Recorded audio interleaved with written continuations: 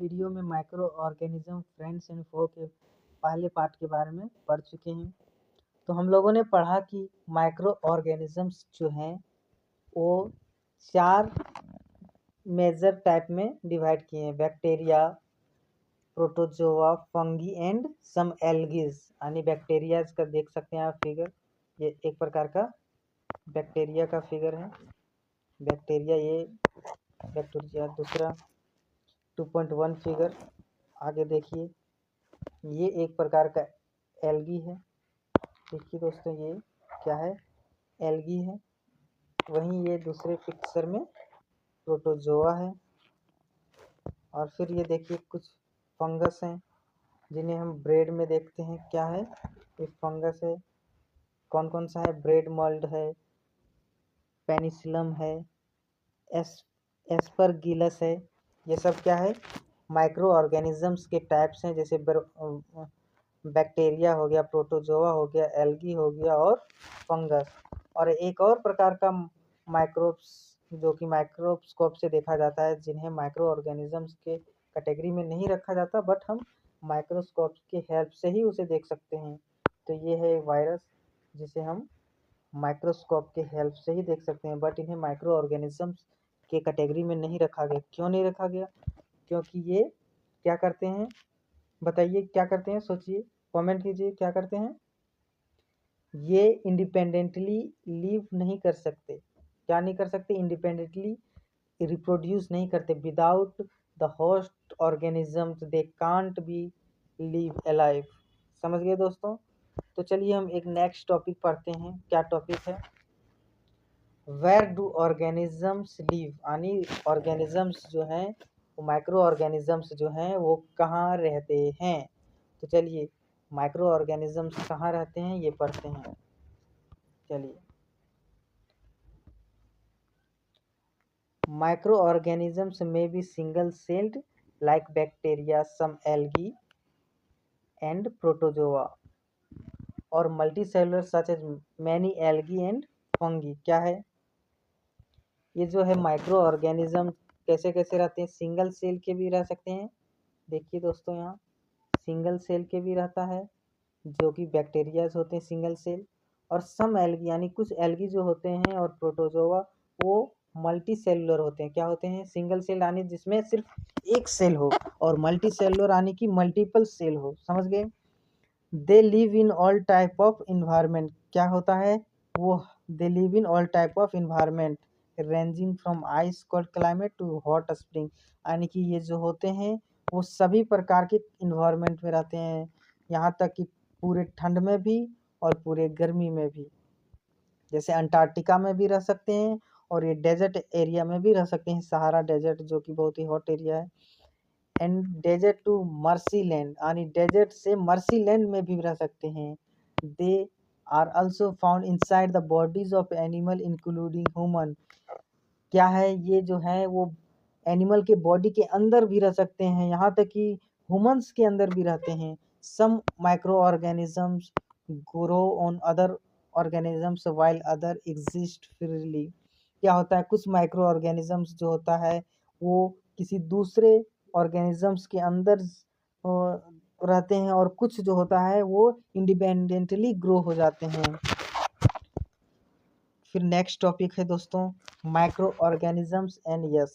यानी micro organisms और हम। क्या है हमारा और माइक्रो ऑर्गेनिजम्स का लिविंग? क्या है? Microorganisms plays an important role in our life. यानी हमारे लाइफ्स में, हमारे जीवन में माइक्रो ऑर्गेनिजम्स का रोल होता है, बहुत ही इंपॉर्टेंट रोल होता है। क्या करता है? Some of them are beneficial in many ways whereas some others harmful and cause disease। यानी कुछ जो होते हैं वो हमारे लिए बहुत ही बेनिफिशियल होते हैं, यानी यूजफुल होते हैं, और कुछ जो होते हैं वो बहुत ही हमारे लिए हार्मफुल और हमें बीमारी देते हैं। क्या होता है? कुछ फायदेमंद माइक्रो ऑर्गेनिजम्स होते हैं, कुछ होते हैं जो हमें बीमारी देते हैं, हमारे लिए नुकसानदायक होते हैं, हार्मफुल होते हैं। Let us study about them in detail. चलिए हम उनके बारे में डिटेल में पढ़ते हैं।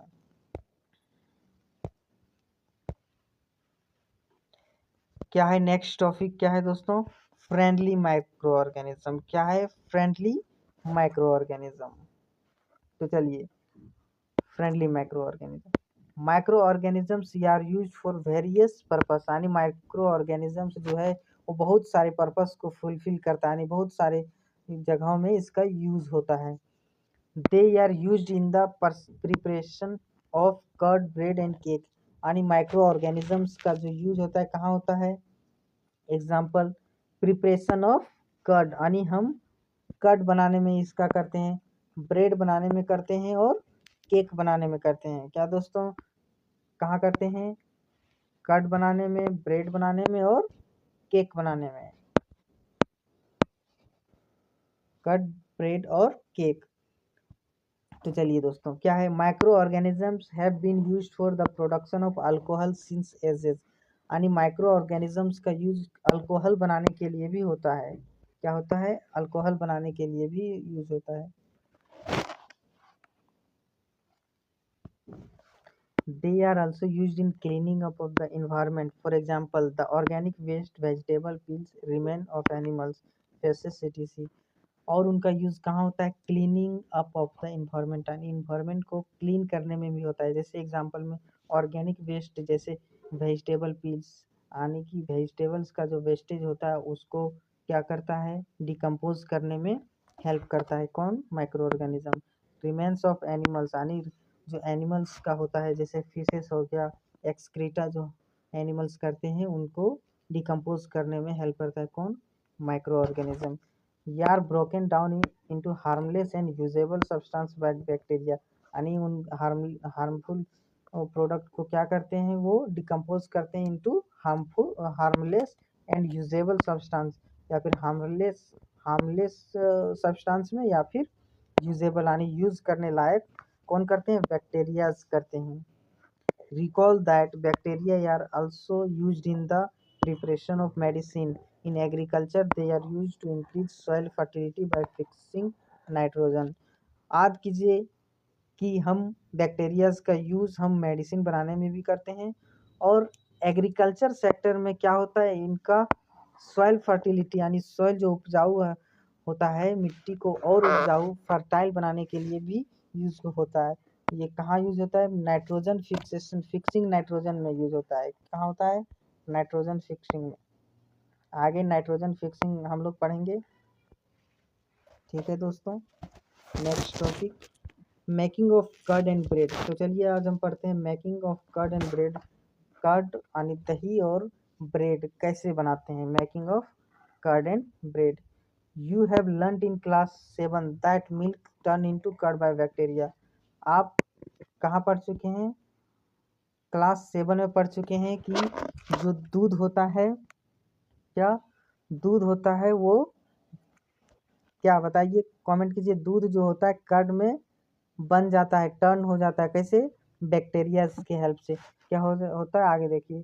आई saw that my mother added a little curd to the warm milk to set curd for the next day, I wonder why. यानी कि जो ये गर्ल है वो क्या देखती है कि उसकी माँ जो है वो थोड़ा सा कर्ड यानी थोड़ा सा दही जो है वो थोड़ा वार्म मिल्क में डालती है, और अगले सुबह जब देखती है तो वो आश्चर्यचकित रह जाती है। क्यों आश्चर्यचकित रह जाती है? क्या देखती है? क्या देखती है कि वो दही जो है, जो दूध है वो जमकर दही बन चुका होता है। कैसे बनता है ये आगे देखिए। Curd contain several micro organisms.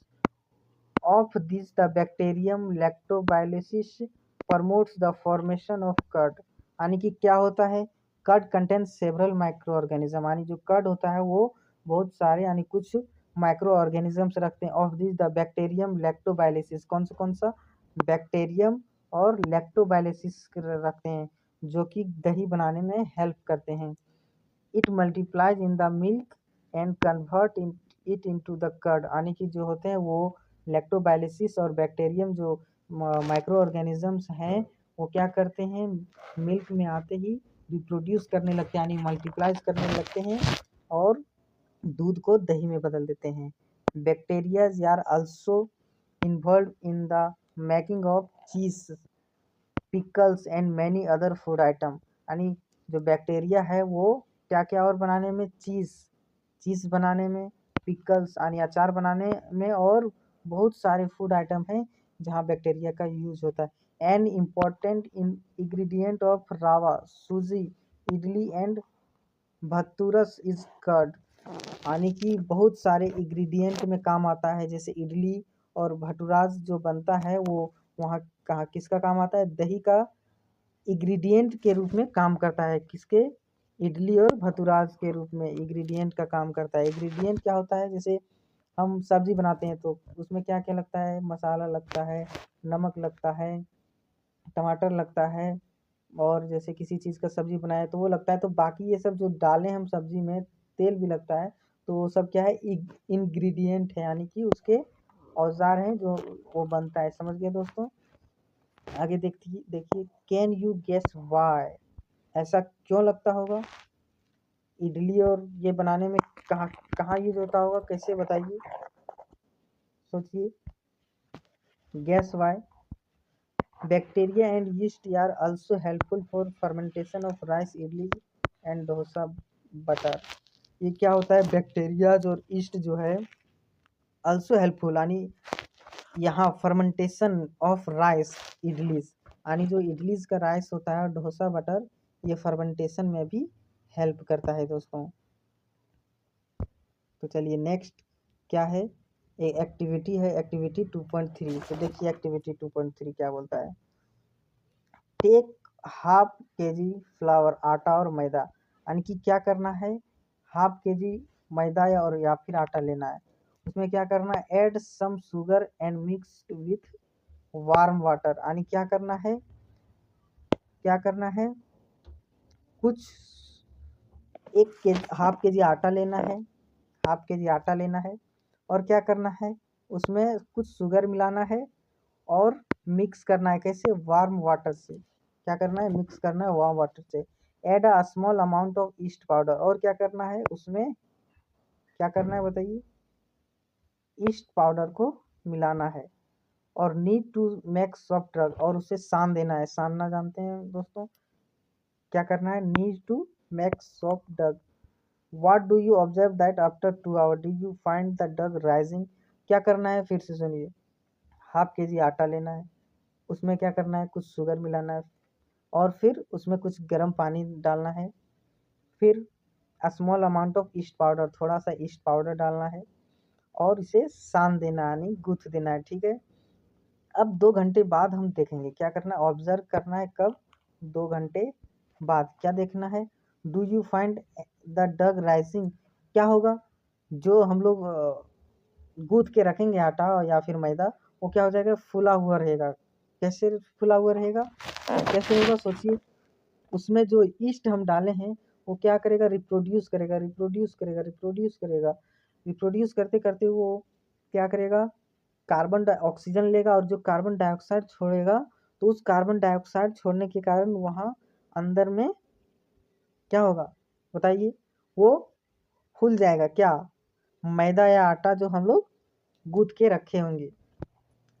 तो ये कहाँ कैसे हेल्पफुल होता है दोस्तों, चलिए आगे देखते हैं।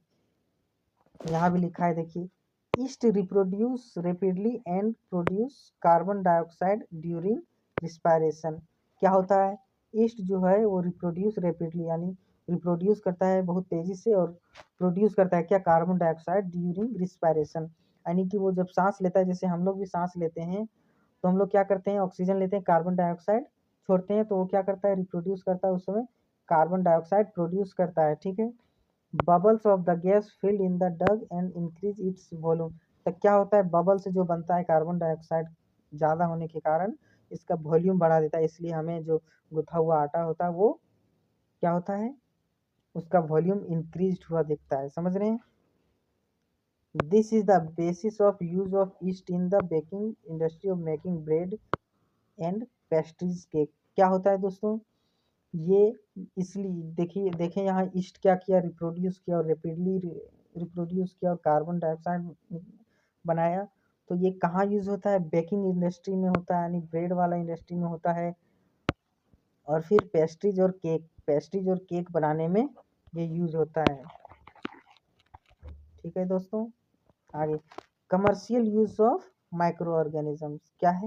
Commercial use of micro organism. Commercial use क्या होता है? कमर्शियल यूज होता है यानी जहाँ बिजनेस हो, जैसे हम बनाते हैं, बिजनेस कहाँ होता है बताइए? कमर्शियल यूज जैसे अल्कोहल बनता है, अल्कोहल बनता है, दवा बनता है, ब्रेड भी बनता है, वो भी एक प्रकार का कमर्शियल यूज है, यानी जैसे हम पैसे कमाते हैं। तो चलिए आगे पढ़ते हैं। Microorganisms are used for the large scale production of alcohol, wine and acetic acid. क्या होता है? Microorganisms are use in large scale. Microorganisms का यूज होता है लार्ज स्केल। क्यों होता है? अल्कोहल बनाने में, वाइन बनाने में और एसिटिक एसिड बनाने में, जिसे विनेगर होता है। East is used for commercial production of alcohol and wine, यानी कि अल्कोहल और वाइन का प्रोडक्शन में भी हमारा ईस्ट का यूज होता है।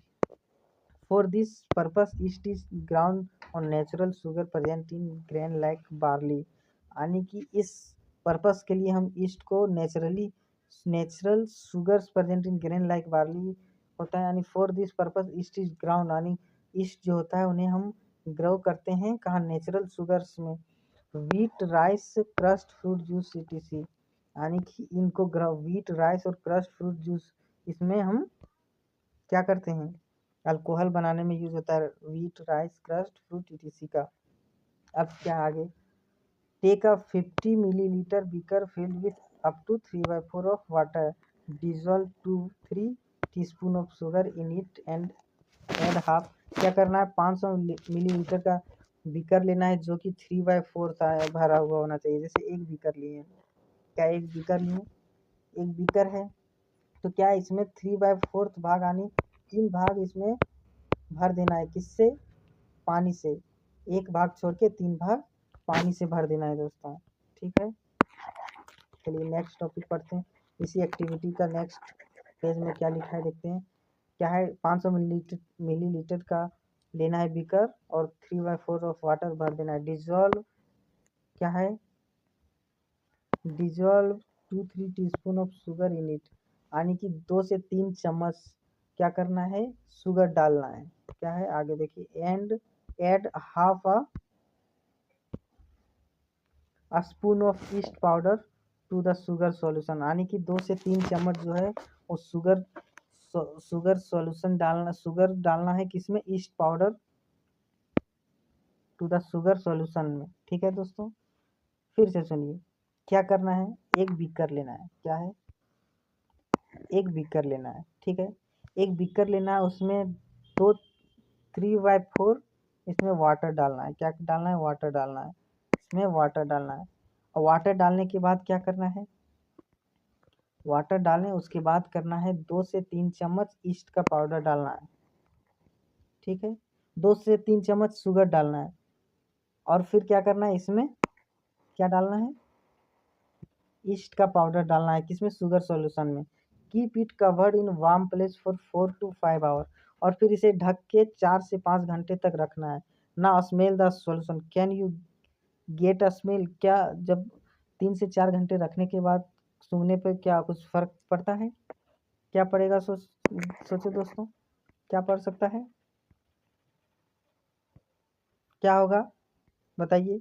यहाँ भी ईस्ट जो होगा वो मल्टीप्लाई यानी रिप्रोड्यूस कर चुका होगा और अल्कोहल का रूप ले लिया होगा। जैसे देखिए आगे पढ़िए। This is the smell of alcohol as sugar has been converted into alcohol by yeast, यानी क्या होगा? ये स्मेल कैसा करेगा? अल्कोहल जैसा। As sugar has been converted into alcohol by, और जो शुगर सॉल्यूशन होगा वो अल्कोहल के रूप में बदल जाएगा। कैसे? ईस्ट के हेल्प से। This process of conversion of sugar into alcohol is known as fermentation, यानी इस प्रोसेस को क्या बोलते हैं हम लोग? फर्मेंटेशन बोलते हैं। फिर से बोलिए दोस्तों, फर्मेंटेशन क्या होता है? फर्मेंटेशन क्या होता है? फर्मेंटेशन क्या होता है? यानी कि जो शुगर सॉल्यूशन से हम ईस्ट के यूज से, ईस्ट के प्रयोग से हम लोग जो अल्कोहल बनाते हैं, क्या करते हैं? अल्कोहल बनाते हैं। उस प्रोसेस को हम क्या बोलते हैं? फर्मेंटेशन। फिर से सुनिए। शुगर सॉल्यूशन को हम लोग ईस्ट के हेल्प से जो हम अल्कोहल बनाते हैं, उस प्रोसेस को हम क्या कहते हैं? फर्मेंटेशन बोलते हैं। और इस फर्मेंटेशन को का खोज किसने किया? Lewis pasture. किसने किया था? लुईस पास्चर ने। इस फर्मेंटेशन का यूज लुईस पास्चर ने किया था खोज। अब आगे देखिए दोस्तों, अब क्या टॉपिक है? Medical use of micro organisms, यानी मेडिकल्स में कहाँ होगा, यानी दवा बनाने में कहाँ होगा। आगे देखिए, whenever you fall in the नहीं whenever you fall ill the doctor may give you some antibiotic tablet, यानी कि जब भी आप लोग बीमार पड़ते हैं, कि हम लोग बीमार पड़ते हैं तो क्या है, डॉक्टर है हमें एंटीबायोटिक टैबलेट देता है। क्या देता है? एंटीबायोटिक टैबलेट्स, कैप्सूल्स और इंजेक्शन देता है। Such as of penicillin. क्या देता है? पेंसिलिन देता है। जैसे में पेंसिलिन देता है। ये क्या है? पेंसिलिन। ये क्या है? एक प्रकार का एंटीबायोटिक है। क्या है? एंटीबायोटिक है। The source of this medicine is micro organisms. तो ये जो एंटीबायोटिक्स, कैप्सूल्स और इंजेक्शन जो होता है, जैसे पेंसिलिन है, वो कहाँ से मिलता है? हमें माइक्रो ऑर्गेनिज्म से ही मिलता है। कहाँ से मिलता है? माइक्रो ऑर्गेनिज्म से मिलता है। दिस मेडिसिन किल और stop the growth of the disease causing micro organisms, यानी कि जो ये मेडिसिन जो है वो क्या करता है?